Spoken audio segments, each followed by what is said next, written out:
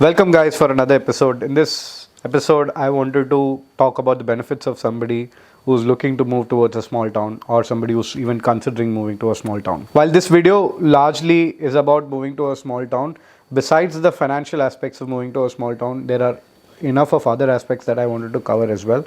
So I wanted to start this video with a small quote from this book called Compound Effect, where the author says that you cannot bring big changes in your life until you change the way you live your daily life. Your secret to success lies in your daily routine. Now, why do I say the quote? Why do I prefer to start with the quote? Is because deciding where you live is one of the biggest changes that you will make, and this doesn't come out of the blue. You'll have to make very small changes in your life in order to afford this big change in your life, and that's the only way you can bring success to your life.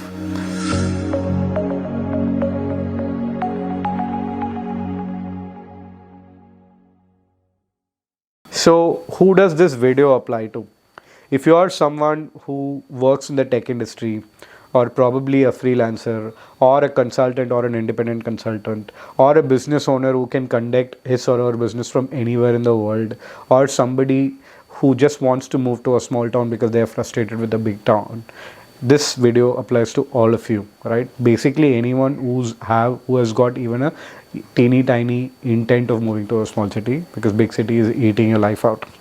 So there are multiple aspects that I want to cover in this. The first thing is cost, of course. So let's start with a housing cost. Let's say you live in a rental house. Your landlord comes at the end of every year and says that your rent increases by 10%, 15%, what used to be 5%, at best 5%. Now, why? Because you are becoming a secret victim to the increase in the mortgage rates for home loans. So just because you don't own a property, don't think or don't believe that you are not impacted by the increase in mortgage rates. And besides that, you also have maintenance, which means the support system that you have that supports your life in a metro city or a big city, including your maid, your cleaning person, your car wash person, or the monthly people who come and clean your apartment, who deep clean your apartment. All of this comes at a expense which is certainly at a premium compared to when you do in a small town. But if you happen to be in a own property, you are most likely, or this advice applies to many people, that many of you would have taken a mortgage to service your home buying dreams.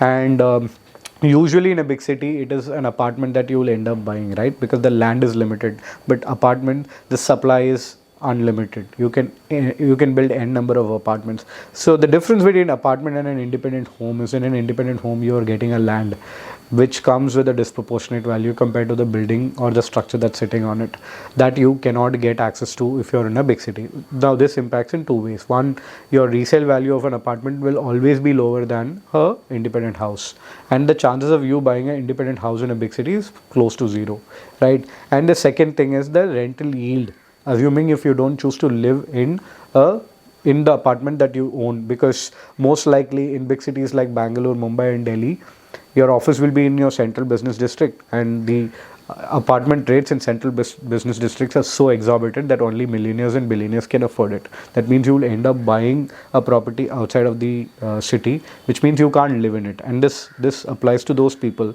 who live in a rented apartment but also own a property in a big city, assuming that they are getting a rental income, which is a passive income. Well, it's partially true, but the daunting aspect about this is that, one, your rental income is low. In big cities in India, your rental income does not go beyond 2 to 3%, and the maintenance and the way in which you service the maintenance is already expensive. I told you about the labor rates. If you look at countries like Americas, your labor rates are so high that people end up doing small plumbing, carpentry or home fixing work themselves by going to Home Depot or Walmart. You can understand this from your friends living in the US, or if you yourself are living in the US, you will know, because the labor rates are very, very regulated. Fortunately in India, labor rates are not regulated, but there is definitely a very high premium that you pay if you source these people in big cities as compared to small cities. So regardless of whether you go for a rental home or a own home, where you live or not live, your downside of on the cost is always obvious and very visible, unless you are ready to overlook at this. The second aspect is health. The air quality index of cities like Mumbai and Delhi has gone over the roof, that it's way beyond alarming levels now. You're going for a morning run to take care of your health. Now, while you're going for a morning run, you swallow the air, which is very, very unhealthy in quality, which means that the positive effect of going for a run is being neutralized by the negative effect of the bad quality air that you absorb, right? And besides that, you end up spending 1 to 2 hours. I already spoke about offices being in central business district, which means you are likely to spend 1 to 2 hours in traffic every day. And in cities like Mumbai, the rates are so exorbitant that you cannot avoid this travel time. And in cities like Bangalore, even if you were to go to 2 to 3 kilometers, we know about the traffic situation there, right? So, and when you're driving, if you take a public transport, the connectivity in India is so bad that you go through a bit of stress. And if you're driving your own vehicle, trust me, driving is a very high adrenaline activity, and the amount of stress, because we know how the drivers on Indian roads behave, you are also taking an additional stress. And even if you have to go to an important event during a weekend or something, the chances of you missing that event is also very, very high. And besides, if you choose to decide not to buy a car, not to have a car on your own and relying on public transport or even private transport like Uber, Ola and other cabs, etc., the services are so unpredictable that you're not sure whether the driver will show up, or if the driver goes to another location because of traffic issues or map issues, then you need to ensure that you clarify with them. All of this puts the additional stress on you and makes you question whether you will reach that particular location or an event on time or not. So all of these are the health aspects that you comfortably overlook by living in a big city. The other important aspect is food. I've recently become this fitness conscious person, and when you become fitness conscious and you put yourself into activities on a routine basis, naturally your food choices also improve. And by living in a big city, the first important aspect is that you have a lot of eating out options, and also expensive eating out options. And mind you guys, expensive eating out options does not mean healthy food options.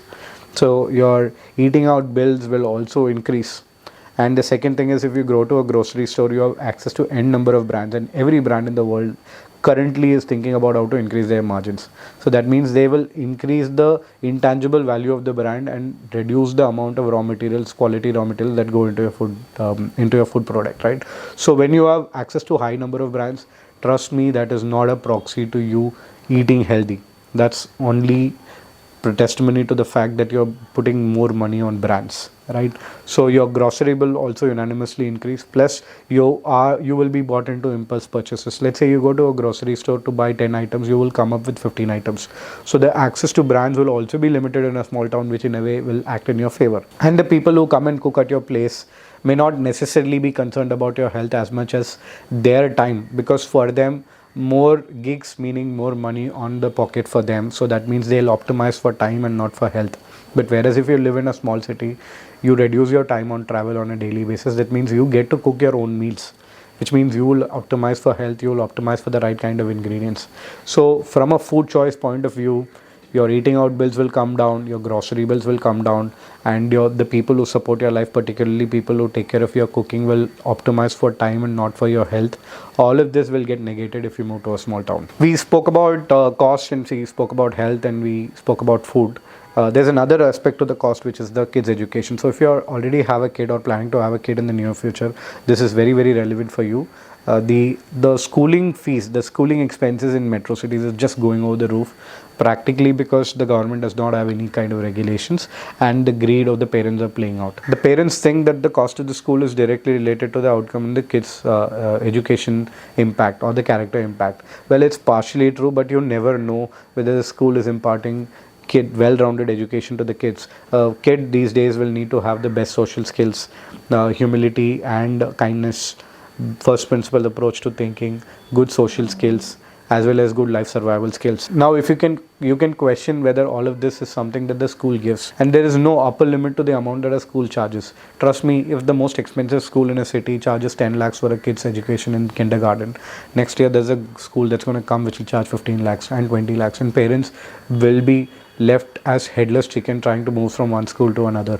So now, if you move to a small city, there is a limit to the amount that the schools can charge. And parents, if you want your kids' growth to be well-rounded, you always have to invest. You cannot outsource it to a high-paying school. For example, simple things like putting your kid to a cooking class, baking class, and ensuring they acquire life skills like swimming, running, skating, etc. All of this is something that comes out of your time. School cannot take care of it in entirety. So if you're a parent, stop chasing expensive schools and settle for a school that you're reasonably sure of. Ensure that you're investing your time in building well-rounded skills on your kid. So guys, we spoke about different kinds of costs, ranging from rental cost, owning a home cost, kids education, as well as your eating out. We have talked about all the positives of it. Let's also ensure that we cover the downsides of it. The most important thing is, yes, you get to miss out on your social life. You have this FOMO that others are evolving and growing in their lives, and you got left out in a small city. Well, you need to understand yourself as a person if you have to answer this question. Are you okay to get out of this FOMO? And yes, your career prospects will not be as thriving as somebody who lives in a big city. The amount of jobs available in small towns is very limited. That means your option will be limited as well if you choose to move to a new job, etc. And besides that, you may not, your social circle will be small, but you will still have a thriving social circle. So all of these are the downsides of living in a small city.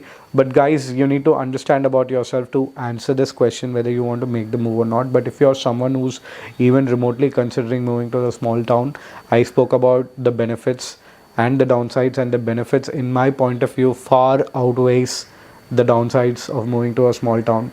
Besides impacting health and the mental and the physical well-being of you, it has a significant long-term impact on your corpus building activity. So if you're sitting somewhere on the fence in this decision, trust me, this video should convince you to make that move.